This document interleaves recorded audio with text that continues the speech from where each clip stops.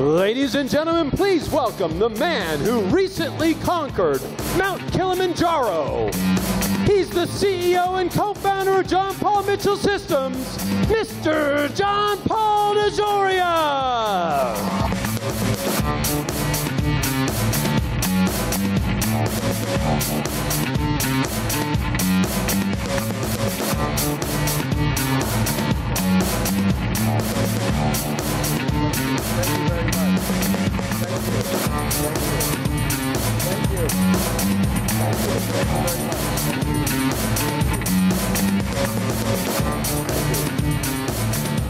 I love you out there, I really do. About 35, almost pushing 36 years ago, a good buddy of mine picked the hairdressing name of Paul Mitchell, and I started a company back in 1980.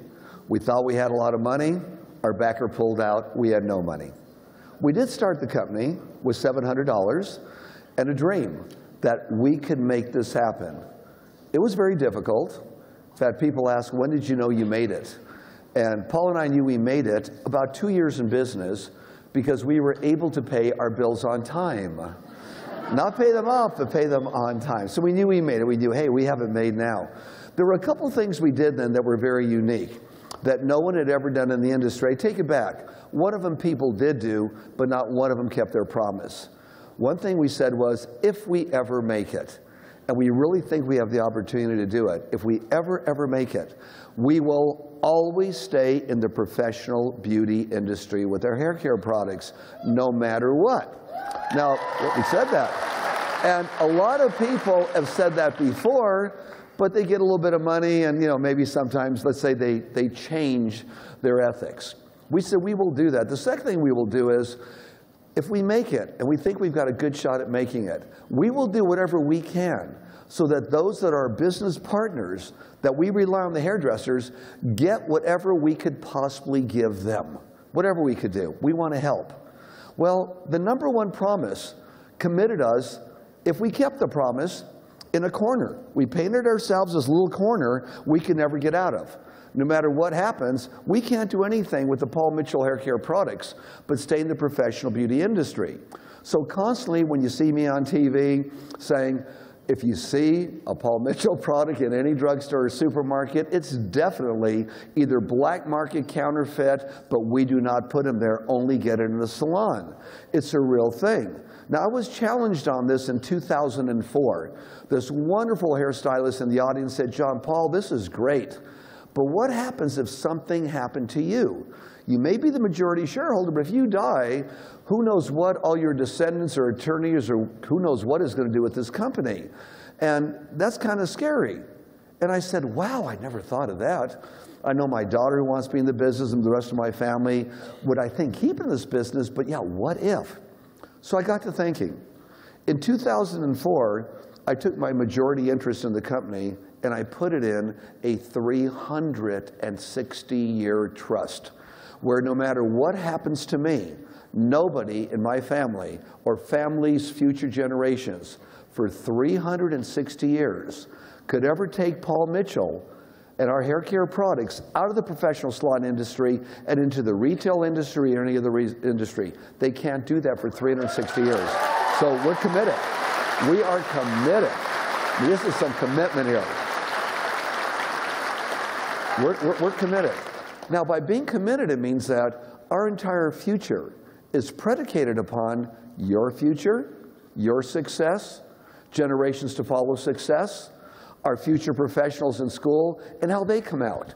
So needless to say, we started our school program a little over 10 years ago so we can make contributions, having students that have technical qualifications, business qualifications, and culture qualifications to enter the industry. Today, we're very proud to say that we have approximately 113 schools, and this year we'll graduate probably close to maybe 16,500, 17,000 future professionals that are all trained in this area. Now, was it a proposition where we went in making money? The answer was no. We spent millions of dollars of doing this, and we're still paying off bills right now. We've been at this for 10 years, but we're looking at very, very long term. And I think I wanted to share with you in long-term thinking, and that's what this is all about. What can we do now? And I want to do more of this. This is our first one. What can we do business-wise to enhance your business? Some of you out there, in fact, most of you out there, have some of the most successful salons or salon groups in the nation, and we know that. What could we put together that would help you? What can we do so no matter who's here? You're all going to walk away with no less than one thing, I don't care how great you are, you're going to do maybe a little bit different or add to what you're doing right now to enhance it. This took a lot of work and a lot of preparations because some of you out there are the best of the best, and there's just no doubt about it. I'd like to also remind you about things that work in basics. And when we get away from some of these things that don't work, maybe business goes wrong. Oh, during one of our economic upheavals, shall we call it, there was a story about a man who sold hot dogs. Now, this gentleman who sold hot dogs was a nice man. He came from a foreign country, as maybe some of you do, and some of you are here from foreign countries. And he said, I want to go to the United States of America, land of opportunity, and I would like to start a business. He thought, hot dogs. They have these things called hot dogs in America. They're good, but I can make them better. So what he did was he went, instead of buying regular hot dog meat, he bought the finest meat available. Instead of buying regular hot dog buns, he bought those that were so delicious that at the end of the hot dog, instead of pushing the weenie out and throwing the bread away, yeah, you eat the whole thing. It was really good. And maybe instead of, $1 for mustard, he spent $3 or $4 on mustard. So you get the best mustard in the world. And he made a hot dog that was incredible, but he didn't have any money. He put a little stand by the side of the road. Now, who was to know what that even was, other than a little sign saying hot dogs? So he made a sign and put it by the side of the roads, a couple of them, cheap sign. It said, best hot dog in the world, and he pointed to his little stand there. So people that went by, the passerby, could see that, hey, this is hot dogs, it's good hot dogs, let's give it a try. When the customer came by to try his hot dog, when the customer came by and ate it, the customer had the best hot dog they've ever had in their life. A little sign went by. They spent more on ingredients, more on the quality, the best they ever had. So what would happen? The townspeople that would drive by would go out there Friday night, Saturday, during the week for the best hot dog. The tourists, the passerby, would go on by and say, oh, wow, let's stop there. When I was a little kid growing up in LA, we would drive up to Arrowhead and Crestline, and there was a little dinky hamburger stand, and the freeway wasn't there yet. We would stop it all the time. It was called In-N-Out Hamburger. Well, In-N-Out became incredible. It was the best hamburger that you could ever eat. So here we go. We have a scenario. There's a sign by the side of the road pointing on down. People came by and ate it. It was so good they had to go back and eat it again and again and again and again. The man thrived. He thrived and made so much money, and his business was so successful that he was able to send his son to college. He sent his son to Harvard, one of the best universities on the planet. His son goes to Harvard, and he comes home during the break. We're in the middle of an economic situation in the United States. And he says, Dad, you don't read newspapers because you barely speak English. You don't watch news on TV. Do you know we're in the middle of a big economic unrest? And the dad said, well, no, I don't read newspapers. I don't watch TV. No. He says, Dad, look, you've got a great business here. You're making tons of money. But during tough economic times, you've got to cut back in certain areas because it's rough times. He says, Dad, look, you have a big sign by the road now. You have a whole billboard up there. You don't need to spend that kind of money anymore. You have more business than you could handle. And by the way, Dad, so you don't need that. And Dad, your inventories are huge. Cut back on your inventories a little bit. Save some money there. Cut back. And Dad, why are you spending $3 for a pound of mustard, where maybe you could get it for $2, a little bit cheaper, but you save that money. Not the worst, but not quite as good as what you have. And Dad, your meat is unbelievably expensive. Just make it a little bit less. When these all add up, you've saved a little money here and there, Dad, and it's economic tough times. That's what you should do. So the father said, my son must know.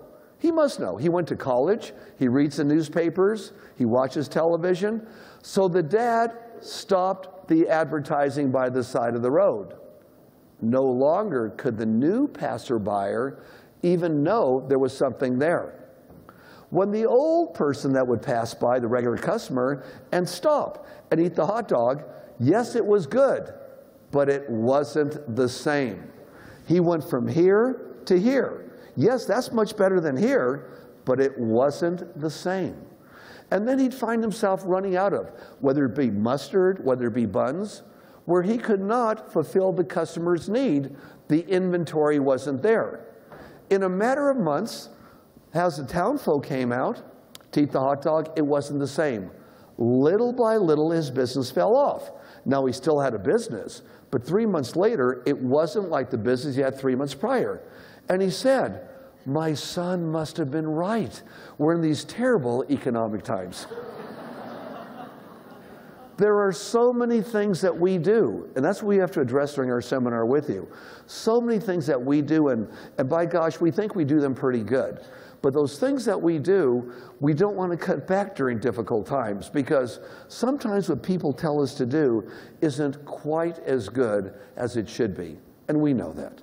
So as we create our business and as we grow, we want to remember about the man who sold hot dogs, because had he had just left a sign by the side of the road, new people coming by maybe didn't realize the hot dog should be like this. It was here, but it still tasted pretty good. But then again, he lost a lot of the bulk of his business, and needless to say, his credibility, which wasn't the best thing to do in the world.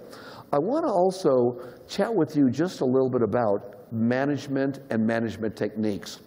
You're all managers here, or are going to be managers, or have been managers for years. A lot of people ask me to share with their own industry some of the things that I do with various universities, institutions, and even with the CIA and the FBI when I hold management training programs with them. And you say, well, wait a minute, CIA, FBI, JP, what are you going to do for them? Everyone needs to know how to be a more loving, caring manager. Then your staff is more effective, you're more effective, and your business is more cohesive. There was a recent article in Modern Salon magazine about my daughter, Michaeline, coming on our company and, taking over responsibility. She was asked an interesting question. What's it like as your dad being the boss and other people around, like, kind of being a boss? What's that like? And Michaeline immediately said without hesitation, we don't have bosses at John Paul Mitchell Systems. We have leaders, and we all look to develop the next person as a leader, and if possible, even better than us. We have leaders. We don't have bosses and employees. We're unified. And we love this very much because in a period of 35 years since we started our company, I believe my turnover worldwide for our employees of John Paul Mitchell Systems is about 50 people. Luke, is that correct? About 50 people in 35 years. That's our entire turnover. Because we love the people and what we do. We love who we do it for, who we do it with. It's part of our culture. So a couple small things I wanted to share with you here this morning. One of them would be about reprimanding. Whenever you reprimand somebody, and anyone around hears it, that person you reprimanded doesn't like you, and it's going to create covert hostility, meaning someone's going to be stabbing you in the back when you don't know it. If ever you have to reprimand somebody in your business, or they screwed up, and we all screw up, we're humans, or do something wrong, there's a way to do it where they will like you, appreciate you, and walk out with their head high in the air, shoulders back, saying, God, I love talking to my leader there. When you reprimand anybody, have three things ready. Number one, what it was they didn't do or did improperly. Second of all, how they should have done it right. Too many people do things improperly, don't know how to do it right, don't want to say they don't know how to do it right, and all of a sudden they're in trouble. The third thing is, and one of the most important, is write down and have in mind the third thing. What do they normally do right anyways that you could praise them for? So when they walk out, their shoulders are back and their head is high. An example, Mary, the receptionist, has been coming in lately 10, 15 minutes late. Well, we want to talk to Mary. Whenever you reprimand somebody, you do it one-on-one behind closed doors. Very important.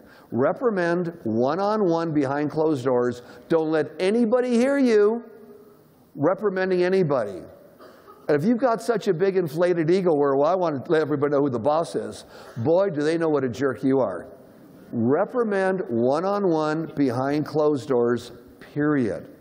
When they come in, Mary, please come on in.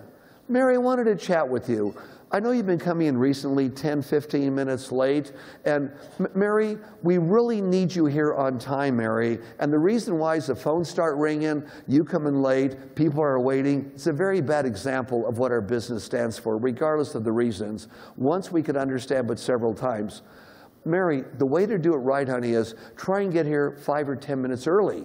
Then for sure you're on time. If you get here a few minutes early, relax. Have a cup of coffee, a cup of tea. Mary, you are one of the best receptionists we've ever had. When you answer that phone, you smile. Hi, this is Abba Salon. How can I help you? You are one of the best phone answerers. You greet people with the biggest smile. Someone as good as you and as great as you, automatically I would have expected you to come on and come on in and on time the way you should. Mary, you're that good. Please continue to be what you are now. Don't change. Just come in a little bit earlier, okay? Mary walks out. She knows what happens. She knows what's expected of her and why. But she knows that you think she is great. And you're telling her the things that she does right. And result is Mary feels wonderful. She goes about her day with a smile. Maybe smiles even more when she answers the phone. And that's important too. When you answer the phone, smile. People at the other end know it. Even if you have a bummer day, just smile. Now, how about praising somebody? It's the complete opposite. When you praise somebody, you want to do it loudly and not behind closed doors. If they're working and somebody could hear you, oh my God, Mary, you made that lady smile so much. You are wonderful. Because when you praise somebody, it makes them feel good. And when they know somebody else heard you say something good about them, they feel that much better. So of course we want to praise openly and in such a way that people feel wonderful. They know they're respected, they feel respected, and that's how we run businesses together. Another thing that I do at the FBI and the CIA here, and I know at the FBI, well, actually it was the CIA, they said, JP, if we can handle a piece of paper 100 times, we'll be happy, okay? Well, I said, how to handle a piece of paper once? We all get mail. When you get mail, or you get any correspondence, on the spot, try to either get ready to call them and answer them, or put in one little stack of making all these phone calls right away, or what I do a lot is I write on the email, because I don't do email. My secretary gives me emails occasionally. I will write the answer on the email or on the letter and mail it right back to the person, or pick up the phone, or if it's miscellaneous, I will throw that piece of paper away or give it to somebody else. This way my desk is not that full. My desk is only that full. And I have a lot of stuff that I do. So try, if possible, to handle a piece of paper once, not many, many times. You have a great opportunity here to learn a lot of wonderful things here today, and of course apply a lot of these wonderful things you're going to learn. But do take advantage of our Paul Mitchell school system. Here, once again, are students that are trained not only technically how to be good hairstylists, really good hairstylists, hair colorists, how to do salon merchandising, how to have a culture. They have a culture already. Part of their education is giving back. Every school we have, part of what they do is a fundraiser to raise money to help their community out, help their state, help their country, and also help out a little bit international. There's a lot of really cool things that they do. They're already trained, and they are looking for Paul Mitchell school salons to go into. Our biggest problem is this. We don't have enough focus salons. We don't have enough signature salons for them all to go to. And a lot of you say, well, God, I'd have opening in my salon. Send them my way. Go to them. Nationwide, we have 113 schools coast to coast, and we'll be opening up more. Find your Paul Mitchell school. Go down there. Meet the students. How you doing? Here's our salon. Here's what we have to offer. Let me contribute. Let me hold a little class for 5-10 minutes in your school, telling people good things about the industry. Let me meet your students. Go down there and mingle with them. Let them be part of you. When they become part of you, you're all amalgamated together. The industry is changing. But one thing that is not changing are personalities and people getting along with one another. I was recently asked on one of the television programs that I was on, well, John Paul, this technological world we're in right now, how does that affect salons? I said, well, first of all, it definitely improves the way we communicate, whether it's through computerization, whether it's referrals, which you'll hear in a while, this one young lady through the computer gets you customers. So the technological part is great. How to keep records. Robert will talk about that. Johnny and everyone will talk about that. How to keep good records. How to know what your average ticket is, not just what you make. How to keep good records. This is a technological era that could help us out a little bit. These are things that help you have a better business. But one thing that is not going to change is someone with the scissors in their hand cutting somebody's hair, or a machine putting color on somebody's hair. I think we are, I want to say, centuries away from that ever happening. In other words, we're in an industry that's going to be here. And in an industry where there's so many ways we can do special things.